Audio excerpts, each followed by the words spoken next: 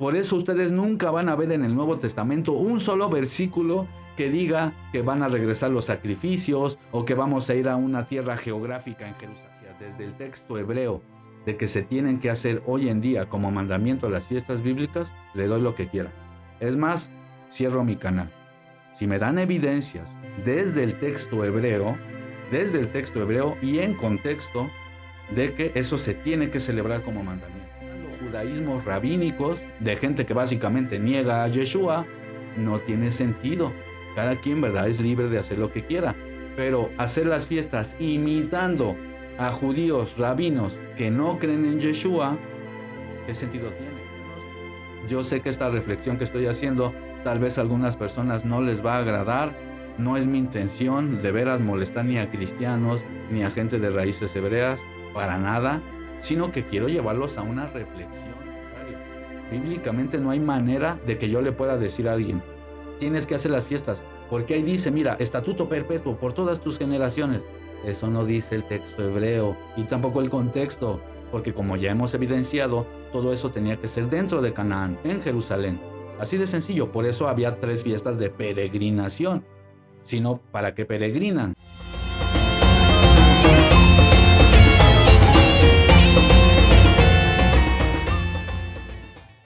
Hola, ¿cómo están? Espero que muy bien. Bienvenidos una vez más a Indagando el Contexto. Mi nombre es Ricardo y como ya saben los que conocen este canal, no representamos a ninguna denominación religiosa y tampoco a ningún partido político. Creemos en Yeshua como el Mesías de Israel, estudiamos la Biblia hebrea, también el Nuevo Testamento, por supuesto. Creemos, repito, en Yeshua y al final, bueno, exponemos temas bíblicos y cada quien saca sus propias conclusiones. Este video va a ser un video cortito, mis hermanos, más que nada una reflexión.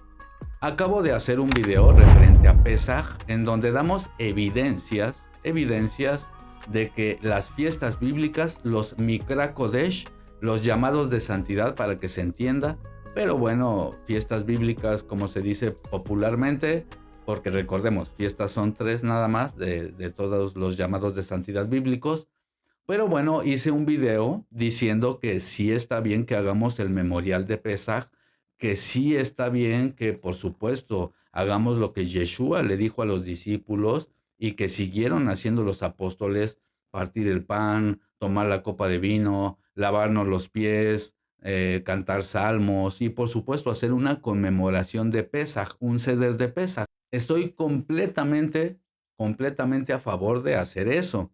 Pero lo que yo decía en el video y que argumenté con la Biblia es que no se puede exigir como mandamiento que se hagan celebraciones bíblicas, es decir, de los llamados de santidad o de las fiestas bíblicas, para que se entienda. Como mandamiento, número uno, la palabra esto será por estatuto perpetuo, la frase estatuto perpetuo, Jucat Olam, no traduce estatuto perpetuo, ya lo hemos explicado antes. La palabra olam es un sustantivo que no traduce eterno, sino un tiempo incognoscible. Por ejemplo, hay textos donde dice en el Tanaj, en el Antiguo Testamento, que el Creador es desde tiempos eternos y hasta tiempos eternos. Y como aparece la palabra olam, hay personas que dicen, mira, es que sí traduce eterno, pero no. En la mentalidad de los israelitas, de los antiguos semitas, la palabra olam tiene que ver con algo incognoscible. ¿Por qué incognoscible? Porque deriva del verbo alam. Y el verbo alam es un verbo que significa esconder, por lo cual es imposible sacar un sustantivo del verbo esconder que traduzca eterno. No tiene sentido gramatical. La Escritura dice que el Creador, Él es desde tiempos incognoscibles y hasta tiempos incognoscibles. ¿Se entiende? Hay otros textos, por ejemplo, en Génesis, podemos ver que los hijos de los vigilantes, para que se entienda, dice ahí que ellos eran desde tiempos olam. Si nosotros traducimos como algo eterno, significa que entonces estos hijos de los vigilantes son desde tiempos eternos. Y hay muchos otros textos más que les va a aparecer en pantalla, en donde podemos ver que la palabra olam, que muchas veces traduce en eterno, en realidad no traduce eterno, sino un tiempo remoto o incognoscible. ¿Por qué estoy diciendo todo esto? porque es muy importante, es clave que se entienda esto, mis hermanos. No lo voy a explicar a detalle en este video, pero sí les va a aparecer en pantalla y en la caja de los comentarios un video en donde explicamos todo este tema de la palabra Olam, y también les voy a dejar un video del canal Torah y Evangelio, que es uno de nuestros amados hermanos en el Mesías, uno de mis mejores amigos, en donde él explica ya de una manera mucho más técnica. Él es gramático del texto hebreo. Bueno, él da una explicación morfológica y por supuesto profunda del sustantivo Olam. Se los recomiendo muchísimo. Vayan a verlo, mis hermanos, porque es clave entender esta palabra. Porque cuando entiendes que el sustantivo Olam no es eterno, sino que refería a un tiempo específico, bueno, entonces a la luz de Yeshua nosotros comprendemos que esos tiempos ocultos en realidad referían a los días que comenzarían con la llegada del Mesías, de Yeshua. Lo confirma el mismo apóstol Pablo en Primera de Corintios capítulo 10 versículo 11, donde, como ya lo he dicho antes, él utiliza la palabra aion en griego, aion, que traducen como siglos, y en sus traducciones dice que Pablo estaba viviendo el fin de los siglos. Atención a eso. Eso lo dice Primera de Corintios capítulo 10 versículo 11. Aquí hay muchas personas como que se cuatrapean, dice, ¿qué está pasando? ¿Por qué Pablo está diciendo que está viviendo el fin de los siglos o el fin de los tiempos? Lo que pasa es que él estaba diciendo que estaba viviendo la completitud de los olamim, de esos tiempos ocultos, porque la palabra griega aion reemplazó en la Septuaginta el sustantivo olam. Y el sustantivo olam es aquel que muchas veces traducen como eterno, pero que no traduce eterno, lo vuelvo a decir, sino que eran tiempos incognoscibles, indefinidos, que no se sabía cuál era su límite. Por ejemplo, vemos en Números capítulo 25, versículo 13, que el pacto levita es un pacto olam. Si lo traducimos como eterno, pues entonces la carta a los hebreos se equivocó, porque Hebreos capítulo 7, versículo 11 y 12 dice que el sacerdocio levita quedó atrás. Básicamente todo el Nuevo Testamento habla de justamente de un cambio de sistema. Podemos ver en la carta a los hebreos un cambio de sacerdocio. Podemos verlo clarísimo. Pero ¿qué pasa? Muchas personas van al Antiguo Testamento y como ven promesas para los levitas y luego ven las malas traducciones, dicen, no, es que mira, el pacto levita era un pacto eterno. Como la carta a los hebreos dice que ahora ya no, que ya no es, que ya cambió, que ahora es otro sacerdocio. Bueno, no es que esté contradiciendo la carta a los hebreos para nada la Torá, sino que la Torá no dice que era un pacto eterno. Estos Jucat Olam, o estas, para que se entienda, ordenanzas arquetípicas, ordenanzas, para que se entienda, ordenanzas, estatutos, dice algunas traducciones, eternos, no es eterno. Estas ordenanzas, Olam, Jucat Olam, en realidad eran ordenanzas que apuntaban a la era mesiánica, porque la palabra Olam es un sustantivo muy difícil, de hecho, de traducir. Por eso ha habido tantos debates sobre esta palabra. Por eso vemos en la Biblia que muchas veces la misma palabra la traducen como eterno, luego como antiguo, luego como tiempo límite. Incluso en el judaísmo se le conoce ya como mundo. Por eso se dice el Olam Abba o el Olam Ase, este mundo o el mundo venidero. Pero ¿cómo va a traducir mundo?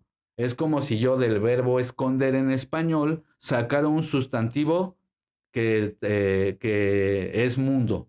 No tiene sentido. ¿Cómo voy a sacar el sustantivo mundo, ¿no? Con la palabra mundo del verbo esconder. No tiene sentido. Igual en hebreo, la palabra alam es la raíz verbal de olam. Y alam literalmente es esconder. El verbo esconder, ocultar. Entonces, olam, por pura lógica, no puede ser una traducción como eterno, sino que es algo indefinido, algo oculto, oculto. Por eso vemos algunos textos donde dice que el creador es desde los tiempos ocultos hasta los tiempos ocultos. Era como ellos veían los antiguos semitas el mundo espiritual. este concepto de eternidad como lo entendemos hoy en Occidente es muy diferente a lo que ellos entendían cuando escuchaban la palabra Olam. ¿Por qué estoy diciendo todo esto? Porque las fiestas, mis hermanos, entraban en la categoría de Jucat Olam. No solo las fiestas, también los sacrificios entraban en la categoría de Jucat Olam. No solo los sacrificios, también el sacerdocio levita entraba dentro de la categoría Jucat Olam. No solo eso, incluso la circuncisión también era por un tiempo Olam. Es muy interesante todo este tema. Les recomiendo que hagan sus investigaciones y que investiguen lo que significa realmente este sustantivo, porque es muy importante entenderlo, porque de esta manera se solucionan muchas aparentes contradicciones debido a las malas y pésimas traducciones. Repito, como la aparente contradicción entre el sacerdocio levita, que se supone que es eterno, según la traducción, y la carta a los hebreos que dice que el sacerdocio levita quedó atrás. Por eso ustedes nunca van a ver en el Nuevo Testamento un solo versículo que diga que van a regresar los sacrificios o que vamos a ir a una tierra geográfica en Jerusalén a sacrificar o cosas por el estilo. Un poco de viento. ¿Me dejas vientecito? ¿Seguir grabando? Y pues bueno, continuando mis hermanos, por eso es bueno que nosotros entendamos todo esto, porque entonces nosotros entendemos que todo apuntaba a Yeshua. Y si las fiestas, los llamados de santidad, la circuncisión, los sacrificios, si todo eso entra en la categoría Jucat Olam, significa que en Yeshua se cumple todo eso, mis hermanos. Ahora, ¿estoy diciendo que no hagan memoriales? No dije eso por ningún lado, ni en el video que hice sobre Pesaj y sobre las fiestas. Yo no he dicho que no los hagan. Háganlos. Es algo bonito, es algo didáctico. Es bueno también transmitir esa información con la familia, por supuesto. Pero de eso a exigir como mandamiento, sin que haya templo, sin que haya levitas, sin que estemos en Jerusalén y todas las razones que ya di en ese video, que si no lo han visto, por favor vayan a verlo porque es sumamente importante para entender todo esto. Pues bueno, entonces enseñarlo como mandamiento, eso sería una carga que no dice el texto de la Torá y que de hecho estarían transgrediendo la Torá. Si alguien me da evidencias desde el texto hebreo de que se tienen que hacer hoy en día como mandamiento las fiestas bíblicas, le doy lo que quiera. Es más, cierro mi canal. Si me dan evidencias desde el texto hebreo y en contexto de que eso se tiene que celebrar como mandamiento. Porque yo ya di evidencias de que todo eso tenía que ser dentro de Canaán, en donde habitara el nombre del Creador, que es el templo, por supuesto que sí, tenían que llevarse ofrendas, tenían que llevarse granos, tenían que ir con los levitas, etcétera, etcétera. Así es que exigirlo como mandamiento, no. Ahora, el Pesaj, ese sí, yo recomiendo que se haga. El Pesaj, pero no estoy diciendo que como mandamiento se tiene que hacer Omer Reshit, Yom Teruah, Yom HaKippurim. De hecho, yo he visto a personas que cuando llega el Yom Kippur, Yom HaKippurim, están pidiéndose perdón unos con otros y se ponen a ayunar para pedir por expiación, lo cual no tiene sentido, porque ya Yeshua hizo una expiación y para siempre. Él fue el chivo expiatorio que se hizo pecado, como el sumo sacerdote que ponía la mano encima del chivo expiatorio y lo hacía pecado, transmitía los pecados del pueblo al chivo. Bueno, Yeshua ya es ese sacrificio vicario. ¿Se entiende? Él se hizo pecado, no se hizo pecador, se hizo pecado. Entonces, ¿qué sentido tiene que yo esté esperando Yom Kippur para purificarme cuando ya vino el Mesías e hizo un sacrificio único y para siempre? ¿Se entiende el punto? Hay personas que sí celebran los llamados de santidad entendiendo esto y está muy bien, entendiendo que, bueno, son obviamente reflejos proféticos, está bien lo que quieran interpretar, o que, por ejemplo, es para enseñarlo a la familia o porque lo quieren hacer de corazón, está perfecto, pero exigirlo como mandamiento y encima imitando judaísmos rabínicos, de gente que básicamente niega a Yeshua, no tiene sentido. Cada quien, ¿verdad?, es libre de hacer lo que quiera. Pero hacer las fiestas imitando a judíos, rabinos que no creen en Yeshua, ¿qué sentido tiene? Ellos la siguen haciendo como mandamiento, como tradición, porque ellos no tienen a Yeshua. ¿Se entiende? No, yo en lo personal entiendo que Yeshua es todo, o sea, todo en el Antiguo Testamento apuntaba a esa era mesiánica. Entonces yo entiendo que él es el Omer Reshit, él se presenta como Omer Reshit en Omer Reshit. Por supuesto, él también fue el sacrificio de Yom Kippur, porque el chivo que expía pecados es el de Yom Kippur, no el cordero de Pesaj. Atención a esto. El cordero sí te libera de esclavitud, pero el que carga los pecados es el chivo de Yom Kippur. ¿Se entiende? Entonces, si Pablo está diciendo que el Mesías era este que se hizo pecado y haciendo una alegoría al chivo de Yom Kippur, y la carta a los hebreos está hablando del procedimiento de Yom Kippur, y después dice que llegó Cristo siendo un mejor procedimiento, para que se entienda que el sacerdote que una vez al año entraba al templo y tenía también que derramar sangre por sus propios pecados, etcétera, etcétera, como lo dice la carta a los hebreos. Bueno, yo entiendo que Yeshua ha cumplido también el Yom HaKippurim, aunque no fue en el mismo día. Me explico, no es como que iba a morir en Pesaj y luego en otoño y cosas por el estilo. No, sino que hace un sacrificio perfecto, donde la vaca roja, el chivo expiatorio, todos estos sacrificios gratos al Creador, los de expiación, los sacrificios de paz, los de culpa, Asham, los pecados más graves, los abonot en plural. Bueno, él hace un sacrificio perfecto y en él, digamos que se carga encima de él todas estas figuras sacrificiales, a modo que a la luz de Yeshua nosotros entendemos, ok, todas esas fiestas eran una representación simbólica que apuntaba a Yeshua.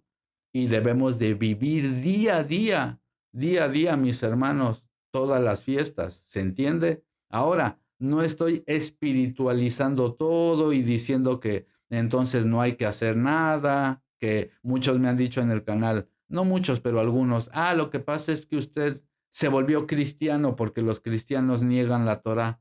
No, yo no apoyo a los cristianos que niegan la Torá para nada, pero tampoco apoyo a algunos mesiánicos judaizantes, tampoco los apoyo.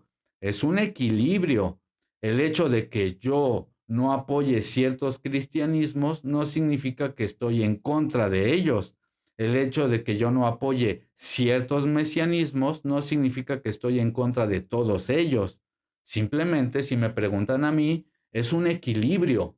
¿Se entiende? Así como no apoyo a muchos cristianos, perdón que lo diga así, voy a ser un poco directo, pero que celebran Navidad en las iglesias, que hacen fiestas paganas, que se la pasan idolatrando hasta cumpleaños y San Valentín y que el carnaval y viven sin ley.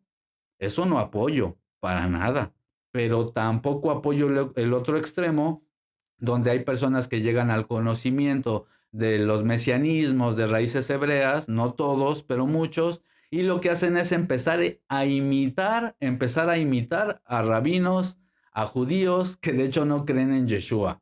No tiene sentido. Y ahí los ves usando kippah, usando talit, circuncidando a la gente, diciéndoles que se tienen que hacer las fiestas como mandamiento. Yo no apoyo eso. Ahora, son libres de hacerlo. Yo no estoy aquí atacando a nadie, ¿verdad? Y decir, no uses kippah, no te pongas talit. No, está bien, úsenlo, perfecto. Pero no hay evidencia bíblica de que uno tiene que usar kippah. No hay evidencia bíblica de que uno tiene que usar talit. Es más, le doy lo que quiera a cualquier persona, lo que quiera. Es más, cierro mi canal si me dan evidencia de que la palabra talit aparece en la Torah. Una sola evidencia, una sola en el texto hebreo, talit, no manto, talit. La palabra talit, así como la estoy pronunciando, Si alguien me da evidencias de que la palabra talit aparece en la Torá, cierro mi canal ahorita mismo. No existe la palabra talit, porque eso viene de tradiciones rabínicas. ¿Qué pasa? Que dentro de muchos movimientos de raíces hebreas, repito, no todos, están imitando a judaísmos. Ahora, ¿eso significa que no respeto a mis hermanos que son de raíces hebreas? No, claro que no. ¿Eso significa que no respeto a mis hermanos que son cristianos? Tampoco. Simplemente, bueno, poco a poco vamos ajustándonos y encontrando un equilibrio, ¿verdad? En donde podamos empezar a tener una buena comunión, tanto de un lado como del otro, y poco a poco ir dejando algunos dogmas o doctrinas que enseñan como mandamientos, pero que no son mandamientos bíblicos. ¿Se entiende, mis hermanos? Yo sé que esta reflexión que estoy haciendo tal vez a algunas personas no les va a agradar. No es mi intención de veras molestar ni a cristianos ni a gente de raíces hebreas, para nada, sino que quiero llevarlos a una reflexión, mis hermanos, porque muchas veces cuando llegamos a cierto conocimiento de algo, lo primero que hacemos es querer que todos hagan lo mismo que yo y muchas veces nos emocionamos y sin haber corroborado unos años las cosas, empezamos a decir cosas como si fueran verdad. A mí me pasó, yo pasé por varios movimientos mesiánicos también, yo participé de todo eso, conozco muy bien lo que enseñan dentro de esos grupos, perfectamente bien, incluso participé en canales de gente muy conocida en su momento, hasta debates tuve con algunos de ellos que después, bueno, quitaron de YouTube, no sé por qué, ¿verdad? Normalmente los dejan. Yo siempre soy muy respetuoso en los debates, pero ¿qué quiero decir con esto? Que es algo de lo cual yo tengo experiencia. Por eso les dije lo de Yom Kippur. Yo me acuerdo cuando venía Yom Kippur y ahí andaban todos mandándome, ya saben, fotitos diciendo, perdóname por los pecados que te hice, perdón, perdón, y piden perdón, y algunos hasta se visten de blanco y piden perdón en Yom Kippur, que para que, bueno, durante el año nos vaya bien. Esas son tradiciones rabínicas, porque a la luz de Cristo eso ya no se hace.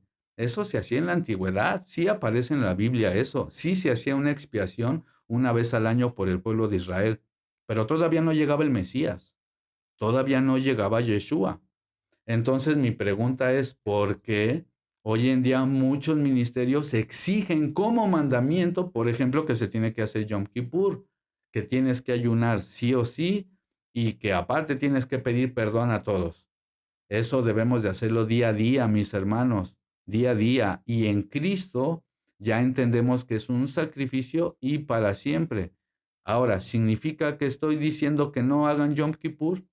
Hagan Yom Kippur, no pasa nada. Hagan Yom Teruah, hagan Sukkot, Omer Reshit, si quieren hacer una remembranza de Shavuot, de Hamatzot, sin levadura, de Pesach. Perfecto. Lo único que yo sí recomiendo, vamos a decir así, incluso como mandamiento, porque son palabras de Yeshua que lo hizo, bueno, hacer lo que él hizo en la última cena, entre comillas. Eso sí, partir el pan, tomar la copa de vino, lavarnos los pies unos con otros, eso sí, lo dijo el mismo Yeshua. Yeshua no dijo, por cierto, van a conseguir las hierbas amargas y luego en Sukkot van a conseguir las cuatro especies de frutos que se necesitan, de plantas, ni tampoco dijo, por cierto, en Shavuot no olviden traer sus ofrendas vegetales y animales. Él no enseñó eso. Él no enseñó eso, ¿por qué? Porque obviamente él vino a revelar cosas más elevadas. Ahora sí vemos que los apóstoles seguían yendo al templo, un poco a regañadientes, de hecho, porque muchas veces vemos en el Nuevo Testamento como los mismos Galileos o los apóstoles dicen, ah, sí, la fiesta de los judianos. Ah, ahí viene la fiesta de los judianos. Porque como ya lo he dicho muchísimas veces, no es ningún secreto que el sacerdocio estaba corrupto en primer siglo y es como que, bueno, tenían que ir al templo, tenían que hacer los mandamientos, pero ya no los hacían con muchas ganas. Es más, hay mucha gente de Galilea que ya no iba ni siquiera a Jerusalén. Los esenios se fueron de ahí y dejaron de hacer las fiestas en Jerusalén y todo eso. ¿Por qué? Porque estaban corruptos. Pero bueno, otros seguían yendo por tradición. El Mesías vino a cambiar un sistema, mis hermanos, el sistema sacrificial. Y claro que la Torá sigue vigente, por supuesto, pero hay que utilizarla legítimamente. ¿Me explico? Porque la Torá no nada más son las fiestas. Yo sé que esto es una piedra angular dentro de algunos movimientos mesiánicos y que sienten que si no hacen las fiestas, pues que están transgrediendo la Torá. Pero bíblicamente no hay manera de demostrar eso, mis hermanos. Yo mentiría si digo lo contrario. Bíblicamente no hay manera de que yo le pueda decir a alguien, tienes que hacer las fiestas, porque ahí dice, mira, estatuto perpetuo por todas tus generaciones. Eso no dice el texto hebreo y tampoco el contexto, porque como ya hemos evidenciado, todo eso tenía que ser dentro de Canaán, en Jerusalén. Así de sencillo, por eso había 3 fiestas de peregrinación, sino para que peregrinan. El Creador hubiera dicho, por cierto, en donde quiera que estén, hagan lo que quieran, no tienen que venir a Jerusalén. No, era en Jerusalén. Por eso nunca vemos a Ezequiel en la dispersión celebrar fiestas. Nunca vemos a Daniel celebrar fiestas. Mientras no estaban en Jerusalén, no celebraron fiestas, porque mientras estaban en la dispersión, no podían hacerlos. ¿Podrían hacer memoriales? Claro que sí, seguro que sí. Es más, podría asegurar que lo hacían. No tengo evidencias, pero podría decir que sí, como memorial, pero no como mandamiento, porque el Creador es bien específico en Deuteronomio capítulo 12, capítulo 16, en Números 15 y en otros textos, donde dice que todo eso, los sacrificios, los llamados de santidad, las ofrendas vegetales, todo tenía que ser llevado al templo dentro de Canaán y con sacerdotes levitas activos. Y a la luz de Yeshua, según el Nuevo Testamento, entendemos que todos esos sacrificios en realidad eran cosas espirituales. Entendemos que los llamados de santidad en realidad eran cosas espirituales y que en el día a día nosotros tenemos que vivir sin levadura, tenemos que vivir como peregrinos en esta tierra y tenemos que vivir una vida apartada del mal, ¿verdad? Entonces, para resumir y para que quede clarísimo, festejen las fiestas, hagan los llamados de santidad. Es hermoso, sí, lo recomiendo, sí, en verdad que sí. Si me preguntan a mí, ¿es mejor que lo hagan o que no lo hagan? Yo digo que lo hagan, sí, pero la gran diferencia es hacerlo voluntariamente porque quieres de corazón y otra que te obliguen ministerios a hacerlo y que te digan que si no lo haces, estás pecando. Eso no hay sustento bíblico para eso, mis hermanos. No hay sustento bíblico para eso y quien quiera puede venir a los comentarios y darme las evidencias de que me equivoco. Van a ver que no es así. Me tienen que dar evidencias de que los llamados de santidad se podían hacer en donde sea y no en Jerusalén. Me deben de dar evidencias de que no importa si no hay levitas y que no importa si no hay templo y que no importa si lleves las ofrendas. Y bueno, corregimos. Si me dan las evidencias, no pasa nada, corrijo. Pero no las van a hallar, hermanos, porque el contexto bíblico de los llamados de santidad es que se tenían que hacer cruzando el Jordán. Y por supuesto que a la luz de Yeshua entendemos que nosotros somos el templo, claro que sí.